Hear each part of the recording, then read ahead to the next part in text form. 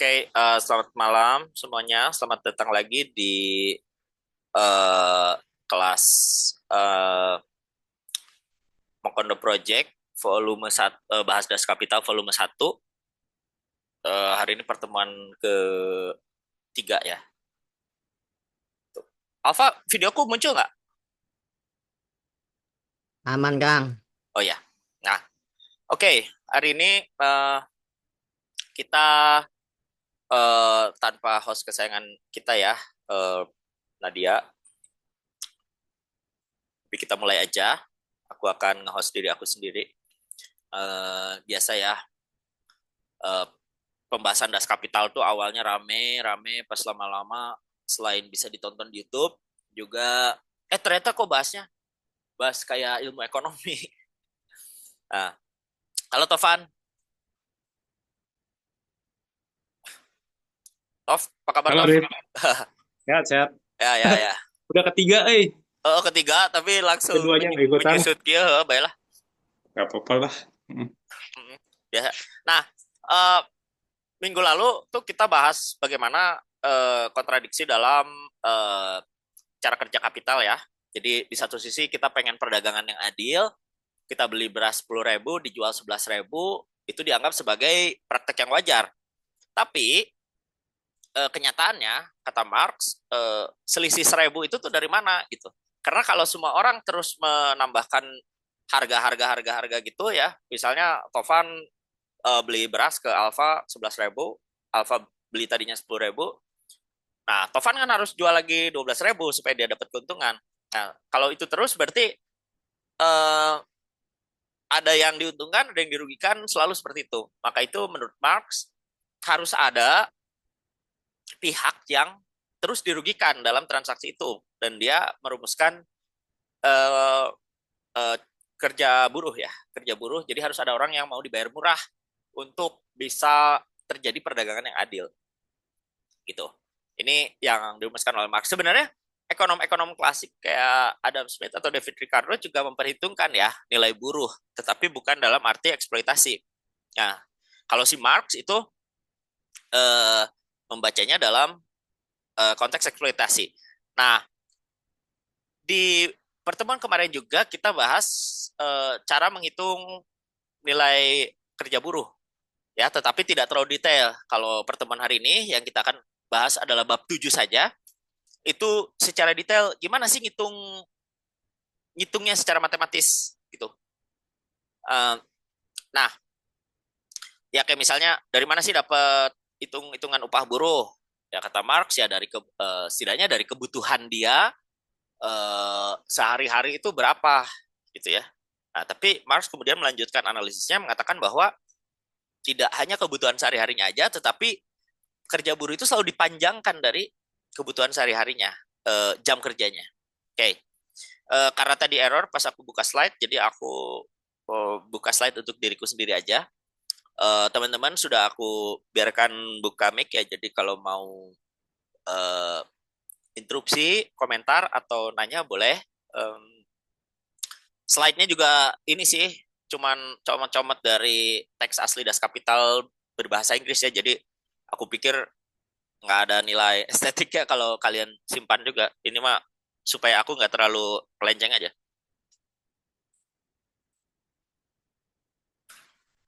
Ntar aku buka. Oh, udah kebuka ternyata. Oke, chapter 7, the labor process and the process of producing surplus value. Jadi bagaimana proses kerja itu dan proses dari menghasilkan nilai lebih bagi tenaga kerja ya. Tovan nggak ngerti sama sekali, tapi ngedengerin sekali udah mau revolusi pasti nih. Uh, Gini ya, kemarin aku dapat insight dari ngobrol sama temanku.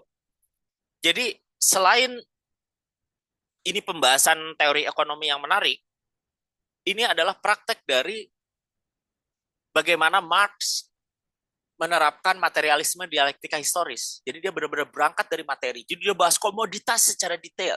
Dia bahas kerja buruh secara detail. Jadi inilah bagaimana filosofi dari Marxis itu Marxism itu dijalankan. Ya, aku mulai dari, nah, bagiannya agak filosofis. Sekarang kita membahas tentang apa itu proses kerja ya. Nah, the capitalist buys labor power in order to use it, and labor power in use is labor itself. Jadi kapitalis membeli tenaga kerja untuk menggunakannya, dan uh, apa yang dimaksud tenaga kerja yang digunakan adalah kerja itu sendiri. Ya, ini seperti sederhana tapi cukup mendalam ya. Sorry.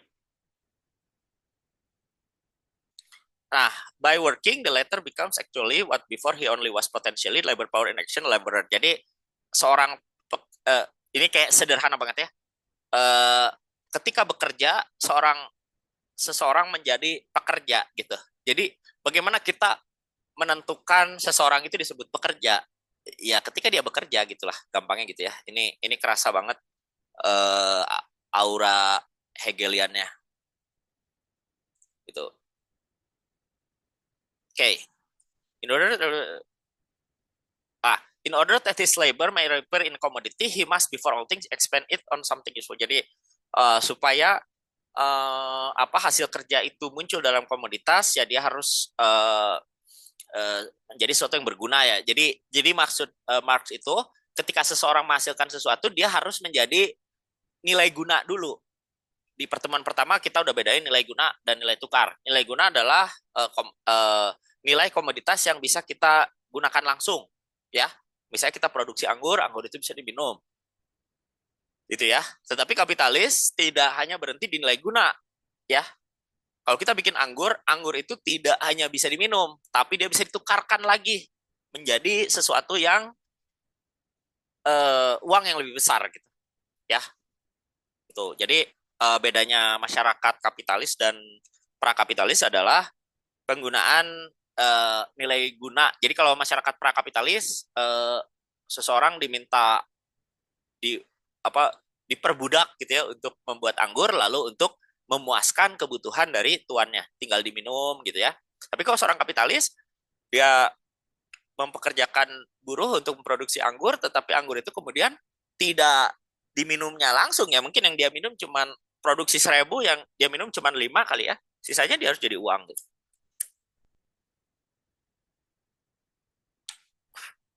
Nah, ini bagian yang lebih filosofis ya. Labor is in the first place a process in which both man and nature participate. Jadi bekerja adalah proses di mana manusia dan alam berpartisipasi. Jadi gampangnya bekerja itu adalah membuat apa ya, mengolah alam menjadi sesuatu yang bisa dipakai oleh manusia. Jadi kalau alam itu kita bayangkan liar ya gitu ya, tidak bisa kendalikan, proses kerja adalah proses membuat alam menjadi bisa dikendalikan dan akhirnya berbentuk komoditas. Ya ini bisa dibayangkan sangat mudah ya. Kalau kita tadinya ada di hutan yang belantara, yang liar gitu ya, proses bekerja adalah menjadikan hewan liar kemudian diburu. Sorry ya, aku nggak ada hewan liar ya, hewan-hewan aja. Hewan yang tadinya apa beredar bebas begitu, kemudian dikendalikan, dimakan dagingnya, diternakan, dimanfaatkan bulunya, telurnya dan sebagainya ya.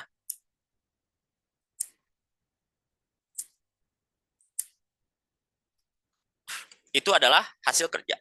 Itu adalah proses kerja. Nah, apakah hewan pun bekerja dalam arti demikian? Oh iya jelas ya, laba-laba membuat sarang gitu ya, membuat jaring, sorry, lebah membuat sarang. Tetapi di sini Marx menjelaskan what distinguish the worst architect from the best of beasts is this: the architect raise his structure in imagination before he erects it in reality. Jadi seorang arsitek itu membuat strukturnya dalam imajinasi sebelum dia mendirikan dalam kenyataan. Nah, kata Marx itu bedanya manusia dan hewan. Hewan mungkin bekerja, tapi hewan tidak mengimajinasikan sesuatu sebelum bekerja. Mungkin kalau teman-teman baca Aristoteles, uh, gampangnya ini ya, hewan tuh tidak punya kausa formal ya, tidak punya sebab formal. Sebab formal itu kan satu bayangan tentang bentuk tertentu yang kemudian diwujudkan menjadi kenyataan, ya.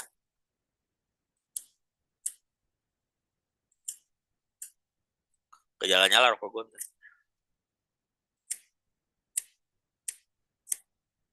Hmm. Hewan mungkin punya sebab material ya, dalam arti dia ada materi untuk dibuat, punya sebab efisien, dia adalah sebab terjadinya barang itu, sesuatu menjadi hal lain ya. Jadi si hewan itu punya menjadi sebab efisien. Jadi misalnya tadinya daun kemudian menjadi apa pupuk begitu ya, atau apa. Nah, sebab efisiennya itu kan si yang mengolah pupuknya, entah itu hewan atau manusia, sebab materialnya adalah daunnya. Nah, tapi hewan tidak punya sebab formal atau bayangan tentang bagaimana daun itu diubah ya, atau uh, didirikan gitu ya, diwujudkan.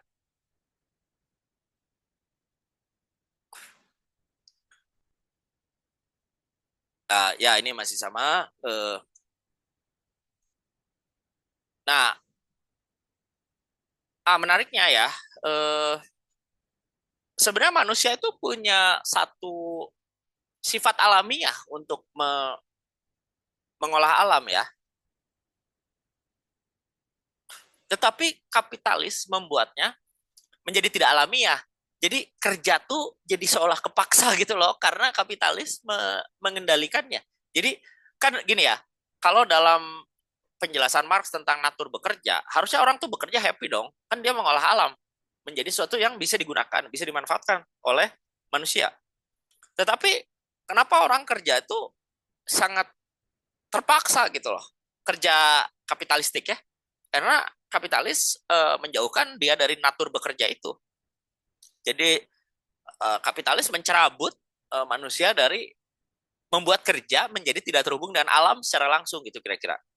Jadi kalau kita bayangkan natur kerja manusia itu adalah kayak mengolah alam, kapitalis tuh kayak mencopot rantai-rantai, jadi kayak dibuat berantai justru, tetapi malah jadi menjauhkan dia dari alam gitu.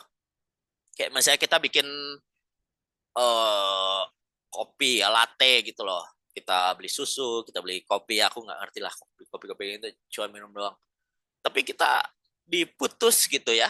Bagaimana latte itu menjadi satu sajian yang komplit, itu diputus seolah dari alam. Karena kita cuma beli susunya di mana, di mana, di mana, dari pekerja lain, tetapi kita terputus dari natur kerja manusia secara umum.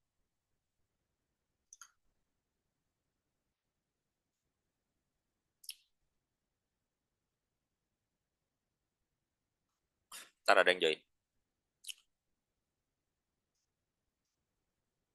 Lah, si Udin nggak jadi join.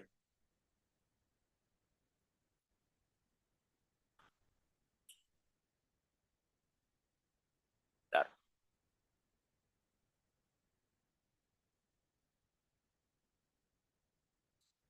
Si Udin aku accept, masuk.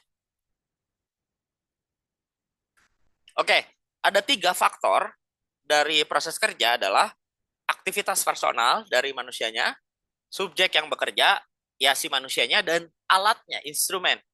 Jadi ada aktivitasnya, ada manusianya, ada alatnya.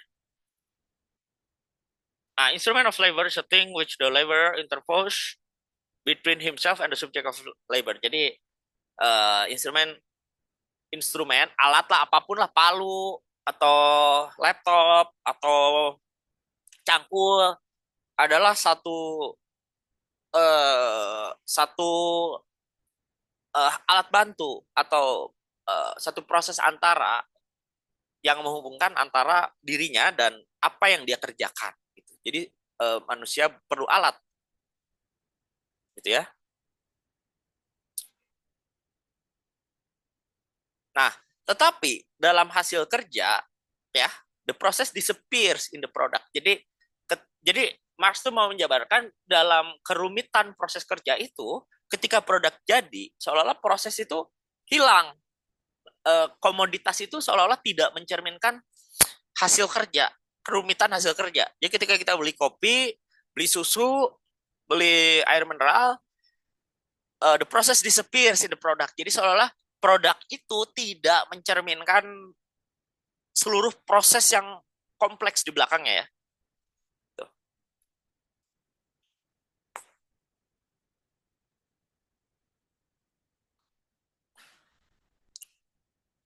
Nah, the laborer works under the control of the capitalist to whom his labor belong. Menariknya, seluruh hasil kerja yang rumit itu udah mah jadi produk itu prosesnya hilang, si pekerja itu yang berada di bawah kontrol kapitalis itu dimiliki hasil kerjanya oleh kapitalis. Ya, ini awal dari penjelasan tentang alienasi. Jadi botol, aduh aku nunjukin lemon mineral nanti politically wrong. Ini Nescafe ini ya. Nescafe ini dicerabut dari proses kerjanya. Dan mereka yang bekerja di bawah Nescafe, aku nggak di-endorse Nescafe ya. Uh, Mereka yang bekerja di bawah Nescafe itu juga tidak memiliki Nescafe ini. Karena hasil kerjanya sudah dibeli oleh Nescafe. Gitu ya. Nah ini menariknya kapitalis adalah ketika kita memproduksi sesuatu, kita sebagai pekerja, hasil kerja itu tidak menjadi milik si pekerja, tetapi menjadi milik si orang yang mempekerjakan, gitu ya. Kalau kita balik ke arti kepemilikan ya, kaum liberal, misalnya John Locke, itu bilangnya kepemilikan adalah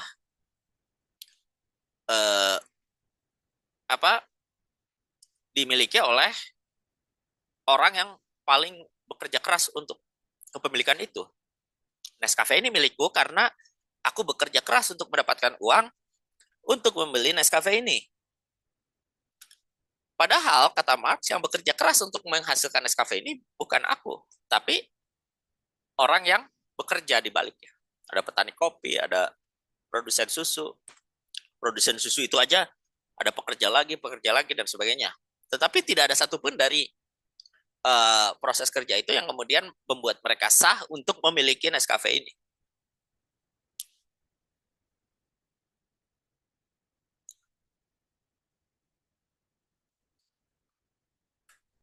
Oke ya. Dah, aku tutup. Kita lanjut slide-nya.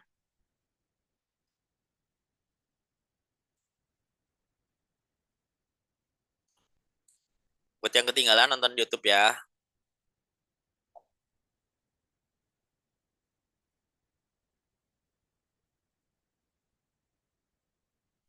Ah, sebenarnya produk itu bukan hasil, bukan output dari kerja saja, bukan.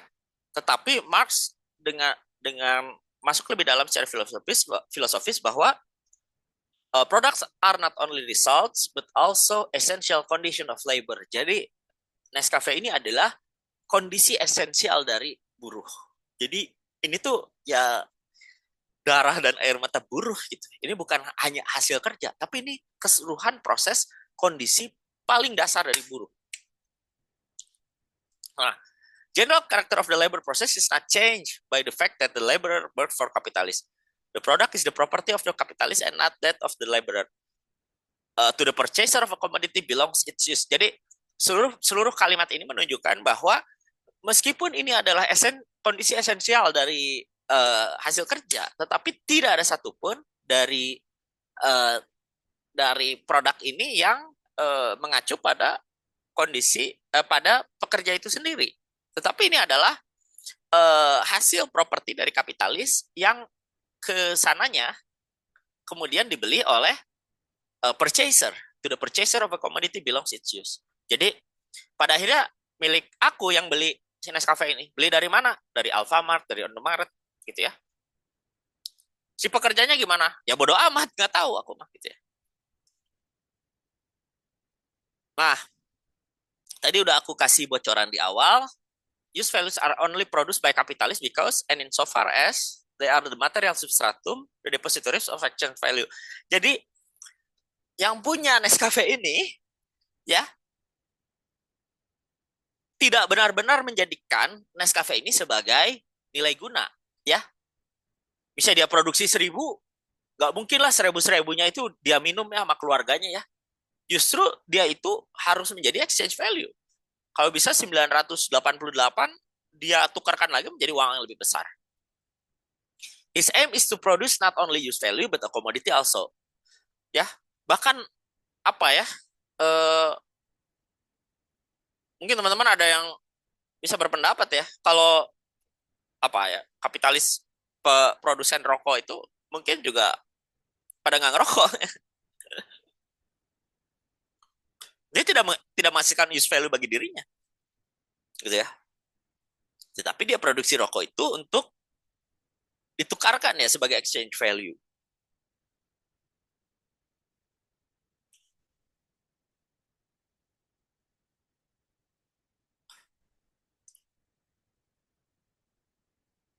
Oke, okay. The value of each commodity is determined by the quantity of labor. Ya, nah sekarang kita langsung masuk pada perhitungan bagaimana sih nilai lebih itu diproduksi. Ini ada rumus matematika sedikit dari Marx. Coba aku ini ya, bacain aja. Aku langsung bacain uh, apa? Langsung aku terjemahin aja. Nanti ada rumusnya. Kalau Marx pakai mata uang shilling, shilling. Oke. Okay.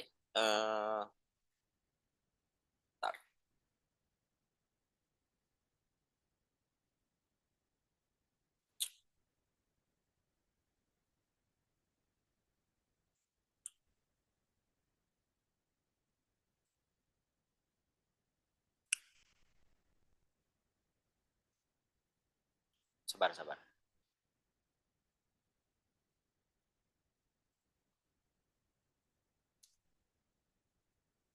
Oke. Okay. Nah ini ya. Produk yang diambil alih oleh kapitalis adalah sebuah nilai guna.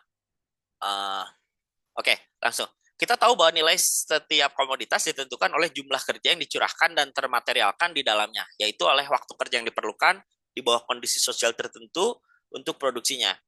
Aturan ini juga berlaku bagi produk yang diperoleh oleh kapitalis kita sebagai hasil dari proses kerja yang dilakukan untuknya. Misalnya, produk tersebut adalah 10 pon benang. Maka langkah pertama kita adalah menghitung jumlah kerja yang terwujud di dalamnya. Untuk memintal benang dibutuhkan bahan baku. Dalam hal ini kita asumsikan 10 pon kapas. Kita tidak perlu menelusuri nilai kapas tersebut sekarang, karena kita asumsikan bahwa kapitalis telah membelinya dengan nilai penuh, katakanlah 10 shilling.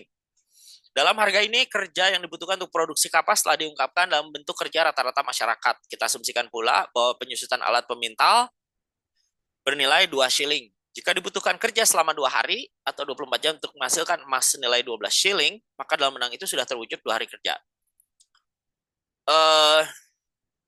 Atau gampangnya gini ya, aku pakai hitung-hitungan matematis ya. Aku tadi bikin ini, hitung-hitungan sederhana. Kalau kita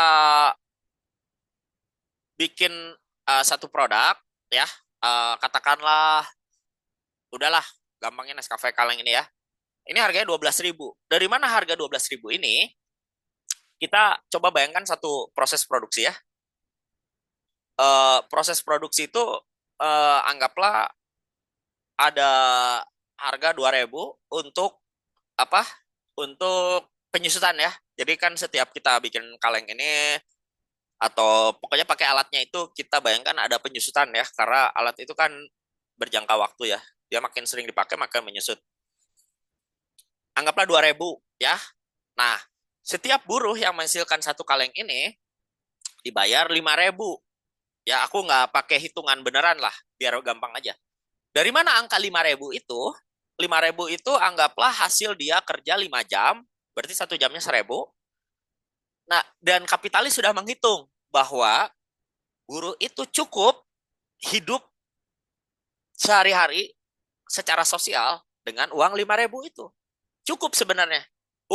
Buruh itu diupah 5.000 untuk 1 kaleng. Tetapi yang kemudian menjadi surplus nilai lebih bagi kapital adalah buruh itu akan disuruh kerja 10 jam. Ya, 10 jam lagi. Jadi aku ulangi, 5 jam itu sudah cukup untuk membayar hasil kerjanya, tetapi dia akan bekerja 10 jam. Apakah 5 jam berikutnya itu dia dibayar? Tidak, ya. Gitu. Jadi kapitalis itu sudah memperhitungkan bahwa kita bekerja, jam kerja kita selalu melebihi dari kebutuhan kita dalam periode yang normal, entah itu sehari, seminggu, sebulan, pokoknya udah dia hitung lah, gitu ya. Aku suka kasih ilustrasi seorang buruh dibayar 10.000 untuk membuat 10 batang rokok, berarti 1 batangnya 1.000. Tetapi kenyataannya kapitalis selalu membayar 10.000 bukan untuk 10 batang rokok, tapi kalau bisa 15. Nah, 5 batangnya itu adalah kelebihan yang diambil kapitalis. Disitulah sumber kekayaan kapitalis. Kapitalis bisa nggak mengeksploitasi ya. Misalnya, udahlah Nescafe ini harganya 7.000 aja. Berarti sesuai harganya 5.000 diupah buat dia 5 jam. Ya, habis 5 jam dia boleh balik, boleh bercengkrama dengan keluarga. Tapi kapitalis untungnya dari mana? Ya, udah habis buat penyusutan, udah habis buat buruh. Buruh harus mau kerja tambahan yang tidak dibayarkan supaya kapitalis dapat cuan. Itu gampangnya. Ya, itu. Jadi makanya kapitalis senang tuh sama buruh-buruh yang lembur tapi nggak mau dibayar ya. Dia masukin tuh motivasi. Wah hebat, nggak mau dibayar. Maksudnya hebat, mau lembur. Padahal gajinya segitu-segitu aja. Jadi kalau buruh berkesadaran kelas itu justru dia bekerja ya sesuai gajinya aja. Ya kalau gajinya cukup buat ini lali ya udah nggak usah kerja terlalu keras gitu loh. Kira-kira begitu ya. Kan ada kan buruh yang sampai buat makan siang aja dia harus bawa sendiri gitu loh. Transport aja dia harus cari tambahan di luar gaji pokok gitu ya. Gitu.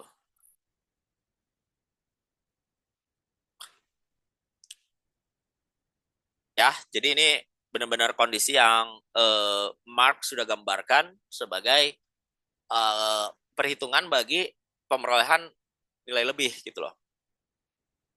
Itu oke. Karena orangnya cukup terpilih, aku mau minta komen deh. Maksudnya jangan pikir nggak ngerti das kapital itu nggak bisa komen hal seperti ini. Ini karena apa yang kita obrolin itu kondisi material historis dari masyarakat. Jadi tidak mungkin orang nggak ngerti persoalan-persoalan ini sebenarnya. Karena ini sesuatu yang real dari society. Kita bukan ngomongin roh absolut, kita bukan ngomongin Gasding Ansi seperti Manuel Kant, atau kita bukan ngomongin uh, masyarakat dalam tataran abstrak. Enggak, ini kondisi material historis dari society. Jadi tidak mungkin tidak ada teman-teman yang tidak mampu berkomentar soal ini ya. Apapun itu ya. Kalau teman-teman itu seorang yang kelas pekerja lah ya. Ya mungkin ada juga teman-teman yang apa kapitalis ini apa punya alat produksi dan sebagainya. Oke, Alvarez ada komentar nggak? Oh ya, sedikit sih Kang. Ya. Eh, Sebenarnya tiap baca buku itu pasti kalau apalagi buku-bukunya itu yang kritis ya, yang nulis ya, kan pasti muncul pertanyaan. Dan biasanya si pembaca itu kan langsung nyari ini si penulis ini langsung menyuguhkan solusi apa enggak sih di tulisannya gitu. Nah, aku sebenarnya nggak terus baca mendalam ya, Das Kapital cuma eh, baca-baca random gitu bab-bab random tapi nggak terus satu bab tuh habis gitu nggak kayaknya cuma debat-debatnya aja. Nah aku nggak tahu ya di bab 7 ini kan salah satunya Marx ini kan mengkritisi eh, kapital ya, seorang kapitalis ya, Hmm, dalam memonopoli istilahnya buruh gitu kan. Dia menduga oh ini ada haknya buruh yang seharusnya dibayarkan tapi nggak dibayarkan. Nah itu yang menjadi keuntungan dia gitu kan. Yang aku pahami. Aku nggak tahu di bab ini dia langsung ngasih solusi atau ada di buku-buku yang lain atau bab-bab lain di buku ini yang memang ya menurut menurut Marx ini yang benar kayak gimana sih? hmm, Hitungannya apa namanya yang benar tuh seperti apa? Terus ini yang muncul jadi pertanyaan sih. Nanti kan muncul harga ya, harga harga barang yang akan dibeli gitu kan. Nah, kira-kira apakah semisal kita menghargai barang itu sesuai dengan haknya buruh gitu kan? Terus selain hak buruh itu kan ada modal-modal yang lain kan? Karena nggak sesimpel itu, ya, kompleks kan. Apalagi kalau udah masuk di sebuah misalnya proses produksi itu kan sebenarnya nggak cuma buruh aja kan yang ya, dihitung, tapi banyak komponen apa namanya istilahnya investasi yang lain gitu. ya, Nah, betul. nah itu kan nanti memicu harga harga barangnya. Nah, kira-kira nanti aku nggak tahu ya di Das Kapital dibahas apa nggak. Kira-kira gimana caranya biar barang itu murah atau gimana? Karena aku nggak tahu ini prinsip kapitalis apa enggak, tapi secara manajerial itu kan yang penting kan efektif efisien ya. Jadi efektif efisien pun itu kan harga ini juga harus efektif dan juga efisien beri semurah mungkin gitu kan. Nah, kira-kira Marx ini membahas itu apa enggak juga di Das Kapital? Hmm, Mungkin enggak agak begitu fokus di bab 7 tapi sekiranya ini yang muncul pertanyaan-pertanyaan saat saat aku memahami kritik Marx ini.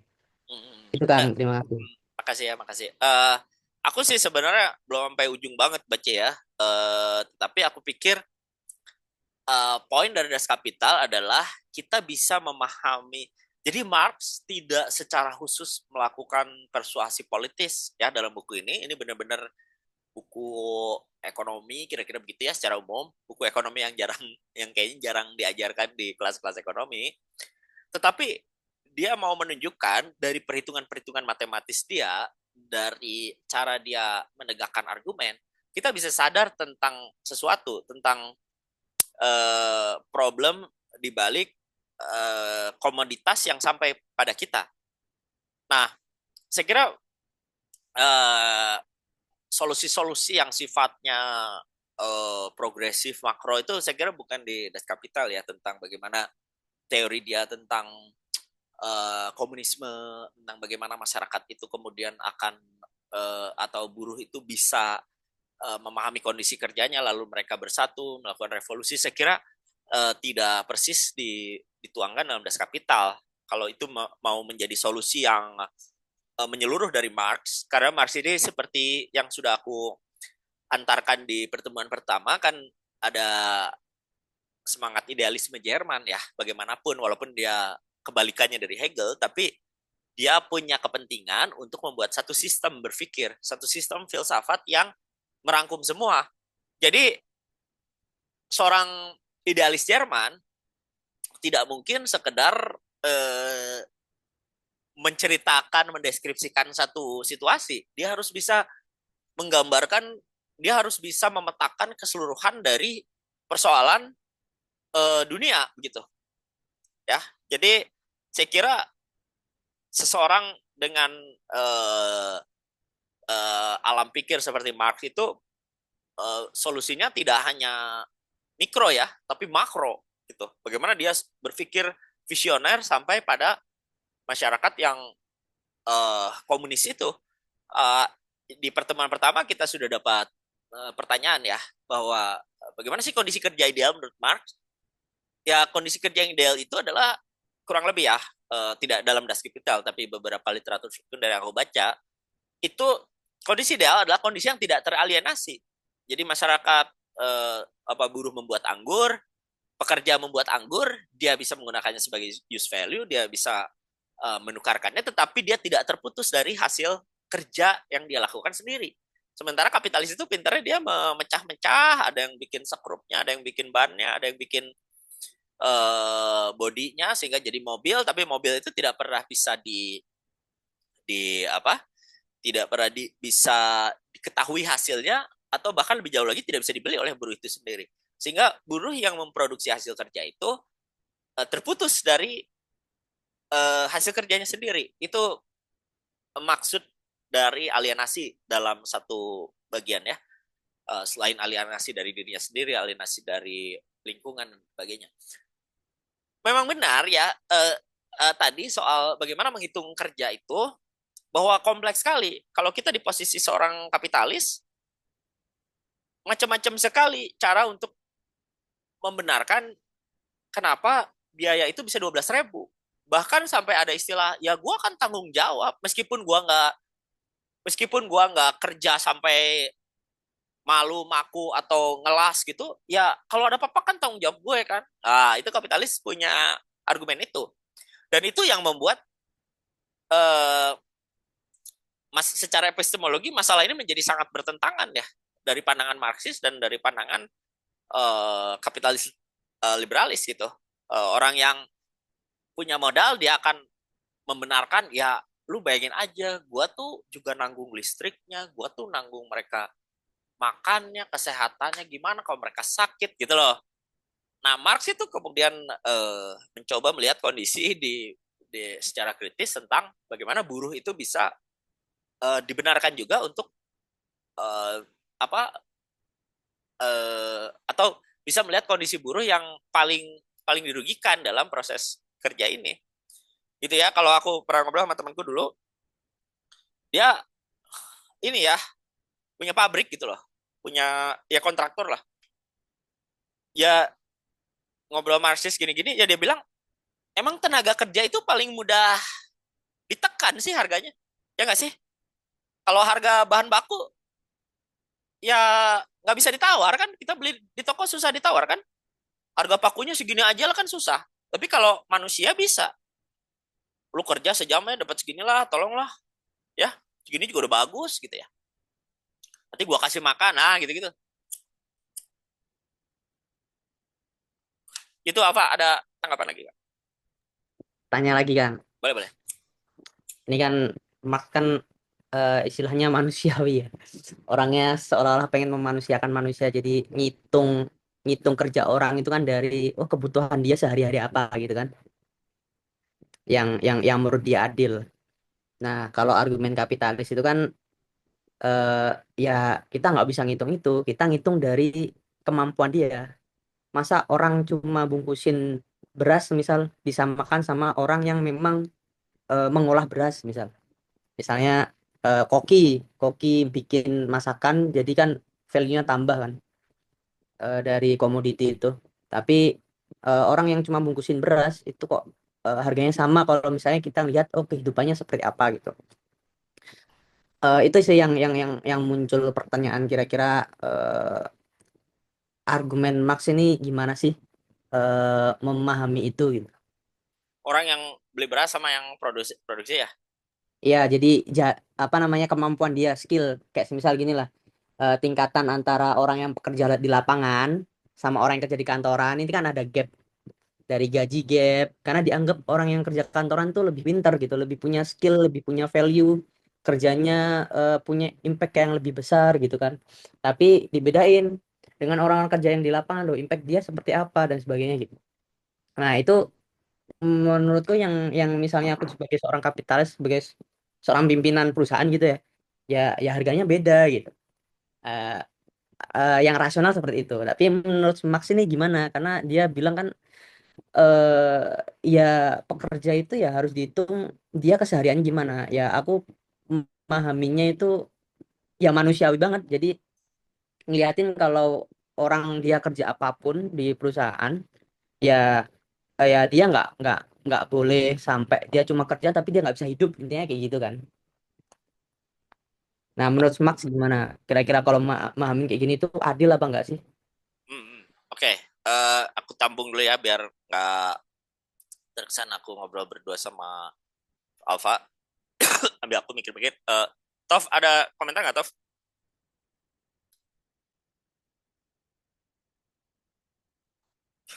Tovan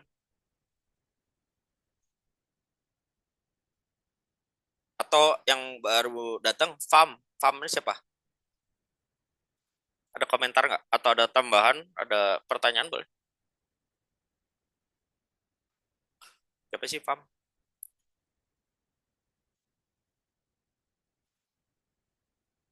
Bentar.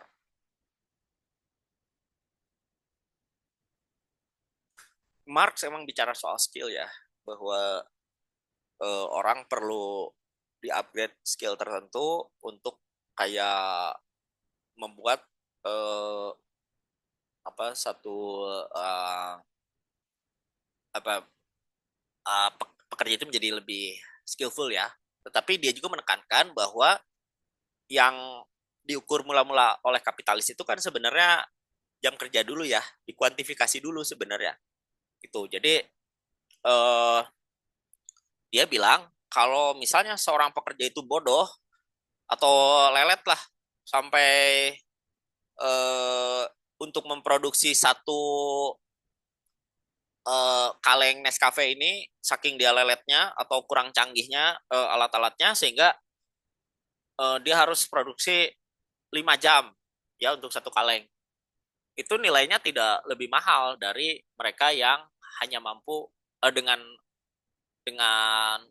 efisiensi, dengan keterampilan itu bisa menghasilkan satu kaleng dengan durasi 1 jam. Itu tidak lebih mahal, mereka yang bisa menghasilkan lebih lama itu nggak lebih mahal, menariknya ya. Gitu. Bahkan standarnya menjadi ikut yang paling efisien. Gitu. Nah, eh, apa? Tetapi kalau kita pakai eh, literatur lain, misalnya di Grundrisse ya, skill labor is intensifies or multiplied skill labor. Ah, pekerjaan sekali lagi ya, Mark mencoba mengkuantifikasi ya. Jadi eh, kalau misalnya eh, kerja 1 jam arsitek misalnya, itu dihitung setara 3-4 jam kerja buruh biasa lah, kira-kira gitu ya. Jadi tetap kapitalis itu punya kalkulasi. Jadi kalau kita itu tenaga berpendidikan tinggi, misalnya S2 atau S3, pada titik tertentu itu dianggap lebih efisien karena kemampuan berpikirnya dalam memetakan atau memecahkan masalah itu senilai dengan beberapa buruh berpendidikan rendah eh, harus eh, harus bekerja beberapa jam gitu. Gitu ya. Jadi tetap dianggapnya lebih efisien itu. Pasti mereka menghitung juga gimana caranya mempekerjakan satu orang S3 itu tidak boncos, tidak sama dengan mempekerjakan eh, tidak lebih mahal dari mempekerjakan 10 tenaga S1 lah kira-kira gitu ya. Jadi makanya kapitalis-kapitalis yang canggih itu mulai menginvestasikan calon-calon buruh lewat pendidikan ya. Jadi kayak oh kita mendingan daripada apa susah-susah nyari tenaga ahli yang mahal, lebih baik kita sekolahin dari nol supaya nanti ketika lulus mereka bisa langsung diserap sebagai tenaga kerja yang mungkin lebih murah gitu ya karena sudah investasikan dari awal gitu. Mereka sudah mengabdi, mereka sudah punya eh, apa eh, sense of belonging ya. Sense of belonging itu paling disukai kapitalis karena orang kemudian merasa memiliki padahal nggak memiliki gitu. Gitu ya. Eh, tapi tetap eksploitasi itu juga tetap. Jadi kita bicara soal pendidikan tinggi itu tidak apa atau keahlian skill tinggi dan skill lebih rendah itu tidak menutup eksploitasi ya. Misalnya ada programmer dibayar 10 juta tapi untuk menghasilkan keuntungan 40 juta buat perusahaan. Ya bagi si programmer mungkin dia lumayan dibayar ya, tapi bagi perusahaan berani bayar segitu tuh karena dia bisa menghasilkan uang lebih dari programmer yang dibayar 10 juta gitu. Uh, jadi tetap sih kalkulasinya udah aja. Pokoknya gini lah, kalau aku ambil contoh si Nadia yang saat ini nggak berada di tengah-tengah kita, apa ya? Uh, dia kerjanya markom ya, marketing communication. Ya kerja harusnya hal-hal yang berhubungan dengan marketing dan communication atau ya pokoknya menghubungkan klien ya menggolkan gitu. Tetapi pasti pada prakteknya dia juga disuruh nge-handle operator, ngebuat desain gitu loh. Kapitalis tidak akan berhenti untuk mencari akal bagaimana mereka bisa dieksploitasi. Gue udah gaji lu 8 juta nih. Lu udah bertugas sebagai markom. Nah, tapi nilai lebihnya belum ada. Coba lu kerja yang lain. Coba lu kerjain yang lain. Makanya multi talenta tuh sangat disukai kapitalis ya. Apalagi mereka yang mau kerja keras. Ya kayak aku dulu bego juga sih pas jadi dosen. Suka disuruh ngegitarin. Suka disuruh MC misalnya ya. Padahal apa ya? Dianggapnya itu semua nilai lebih yang diambil kapital. Kapitalis nggak perlu bayar MC, nggak perlu bayar musisi. Udah aja Pak Sarif kan, dia udah dibayar sebagai dosen, dia juga bisa mengabdi untuk hal lain. Dan kita bisa melihat variannya sekarang gitu ya, pengabdian-pengabdian pada perusahaan yang sifatnya seolah-olah sukarela ya. Sukarela itu ya karena ya kami sudah menggaji kalian, kami sudah memberi tunjangan, kami sudah membelikan beras untuk keluarga gitu ya. Bahkan kami sudah menyekolahkanmu sampai S2, S3. Lah kamu disuruh dikit-dikit masa nggak mau? Ah, padahal disuruh dikit-dikit ya itu yang nilai lebihnya yang diambil ya. Itu jadi tetap eksploitasi tidak berhenti ketika nilai lebih ketika seseorang dengan pendidikan atau skill tinggi itu dipekerjakan. Tetapi tetap dikuantifikasi bahwa seseorang dengan pendidikan tinggi mungkin lebih efisien daripada banyak orang dengan pendidikan rendah. Itu kira-kira ya. Setidaknya lebih gampang ngerti buat diaturnya gitu loh. Gitu ya. Oke. Tovan, lo ada komentar nggak? Sore sih. Belum ada, Rip. Belum ada. Belum ada. Gue lagi menyimak lu sambil di kafe, lagi nongkrong. Oke. Lanjut, Rip. Oh. Oke. Alfa ada lagi nggak? Lanjut. Oke. Ya udah, ini ada 20 orang lagi. Silakan kalau ada yang mau ini. Pada kolaps nih, belajar dasar kapital gimana, baru juga bab 7. Baru volume 1 ini. Kayaknya revolusi kita tunda 20 tahun lagi, Rip. Ya, orang kalau baca aku kemarin baca reels ya katanya aku lupa dari siapa tapi dia bilang aku bukan Marxis. Kenapa? Karena aku baca Marx katanya gitu. Jadi kalau baca Marx dia nggak akan jadi Marxis. Kenapa? Karena dia memahami teorinya secara menyeluruh, dia paham kontradiksi-kontradiksinya. Arundhati Roy, Rip. Apa? Arundhati Roy. Arundhati Roy ya. Ya, komentar ya. Ya. Benar-benar. Ya kalau baca ini ya seperti kita belajar ekonomi biasa kan sebenarnya. Mana ada suruhan-suruhan revolusi dari tadi? Mana ada suruhan-suruhan gulingkan pemerintahan dari tadi? Gak ada kan? Kita cuma belajar bagaimana menghitung nilai kerja. Tetapi sekali lagi Marx mengilustrasikan dengan bagus. Dan waktu aku ngobrol sama temanku kemarin ya dia bilang ini adalah praktek dari materialisme historis yang paling kuat gitu ya. Lu mau bahas lemari, ya lu benar-benar bahas lemari gitu. Bahannya apa, prosesnya bagaimana. Tidak perlu mengabstraksikan lemari dari menurunkannya dari dunia ide jauh-jauh banget gitu. Ini benar-benar Marx itu bahas komoditas, bahas hasil kerja. Memang membosankan ya kesannya kayak, aduh ngapain sih yang gini aja dibahas. Tapi justru itu poinnya. Marx itu pengen membahas sesuatu sampai dia mencari tahu dari mana sih upah buruh itu dihitung gitu. Dan perhitungan Marx itu saking jeniusnya udah 200 tahunan itu masih dipakai gitu. Jadi kita tuh wajib heran ketika buruh udah digaji, dia masih harus bawa makanan sendiri, dia masih harus transportnya mikir dari mana. Gua kalau transport sama makan aja habis, berarti berapa duit yang gua bawa lebihnya gitu kan? Gitu ya.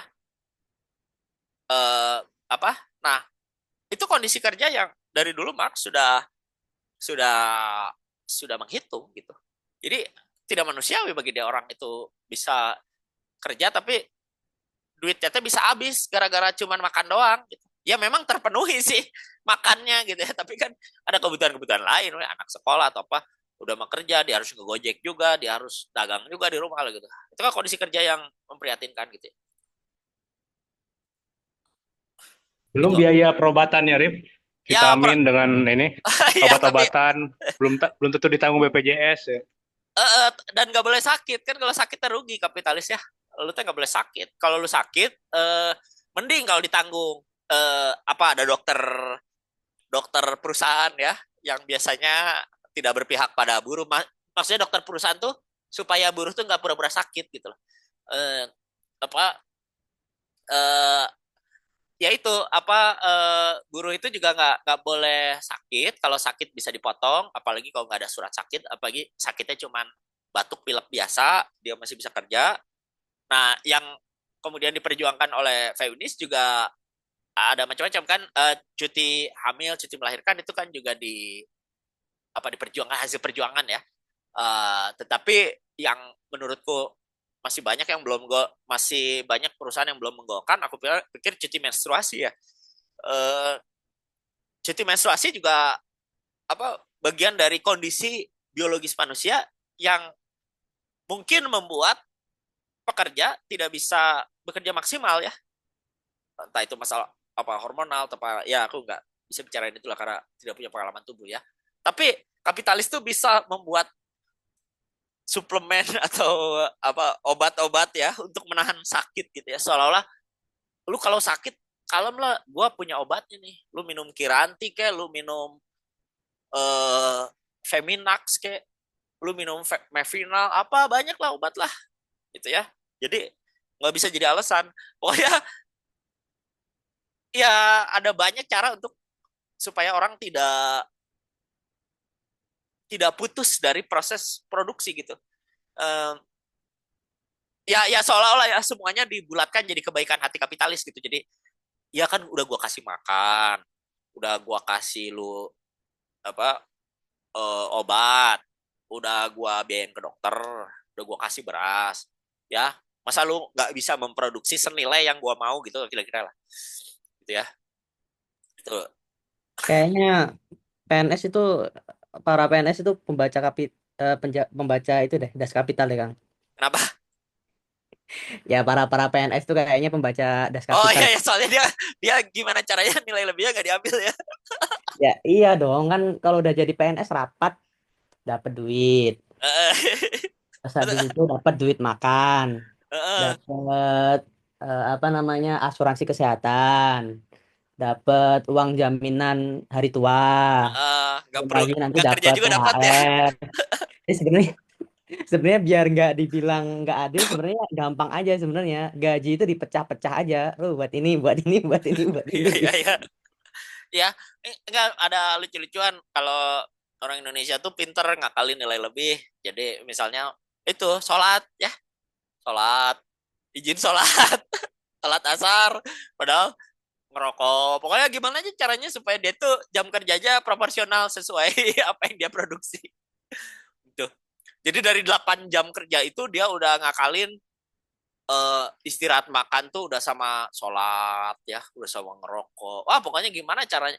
Tapi ya gimana ya, tetap aja kalau orang ngerokok habis juga duitnya sih sebenarnya. Gitu. Jadi ini kondisi agak kompleks ya. Di sisi poin kamu oke juga bahwa tidak apa, dengan tidak produktif gitu para PNS kemudian mengakali surplus nilai lebih itu dengan ya udah sih apa, udah gaji kita mah cuma cukup buat segini, ngapain kita datang rapat mulu gitu ya. Gitu ya, itu tapi persoalan lah itu. Oke, lagi. Oke, kalau udah cukup cukup ya kali ya karena ini cuma bab 7. Kelihatannya juga tidak ada pertanyaan lagi. Mudah-mudahan teman-teman bisa follow up di YouTube. Jangan lupa follow Instagram mokondo.project, YouTube channel Mokondo Project, dan kalau mau nyumbang-nyumbang ada traktir /Mokondo Project. Saya dan Nat, Tof, kenapa? Rip, untuk next bab berapa bakal dibahas? Bab 8, 9, 10 lah. Aku usahain penuh lah. Aku tuh waktunya ada mepet karena jadi cuma bisa baca bab 7. Oke, siap. Ya, pokoknya ini belajar materialisme yang ketat ya. Jadi teman-teman jangan, oh ini revolusinya mana? Ini mana pemberontakan kelasnya? Udah nggak ada. Udah ini belajar ekonomi. Aku terbiasa baca anarkisme sekarang 3 tahun terakhir. Jadi kapan yang agak-agak ngerinya gitu? Nah, anarkisme itu kan mungkin ya ada perselisihan dengan Marxisme pada pembahasan-pembahasan yang analitikal gini menurutku ya. Kayak udahlah yang penting kan no authority, no master, ya gitulah. Jadi God, no gods apa? no gods, no master ya? No gods, no No master. authority ya? Tidak ada hierarki, tidak ada dominasi gitu loh. Aku pernah buka kelas anarkisme sama kelas isolasi dan ya orang-orangnya pada ngeri-ngeri juga sih karena dianggapnya anjing ngapain yang gini dibahas gitu, udah jelas anarkisme mah brutality apa bagi sebagian tentu pemikir anarkis orang-orang pintar ya, tapi pengikutnya kemudian menganggap intelektualisme semacam ini tuh tidak berguna gitu loh. Ini kan ada unsur intelektualisme ya, jadi ngebacot soal kelas gitu loh. Dan sebagainya. Tapi aku sedang bahas anarkisme dan itu kan yang diketahuin Kropotkin akhirnya dari teorinya Marx tentang diktator proletar di Soviet gitu kan, bahwa nanti setelah proletar mengambil alih kelas akan ada satu jabatan diktator proletar untuk mendistribusikan segala sesuatunya secara merata. Setelah itu negara harus bubar karena masyarakat komunis telah terbentuk. Nah, Kropotkin dari dulu bilang ngapain ada transisi begitu, udah we langsung langsung bubar aja lah gitu. Itu ya. Itu menarik. Oke. Gimana, Tov? Nanti aja deh. Menarik dan menurutku anarkisme sebagai satu sikap berpikir tuh penting ya, terlepas dari penerapannya dalam society yang menurutku agak sulit ya kalau tanpa sepenuhnya hierarki dan dominasi itu ya. Oke teman-teman semua, terima kasih udah nyimak pembahasan Das Kapital. Kita ketemu lagi minggu depan ya, bye bye. Oke, don't rip. Bye.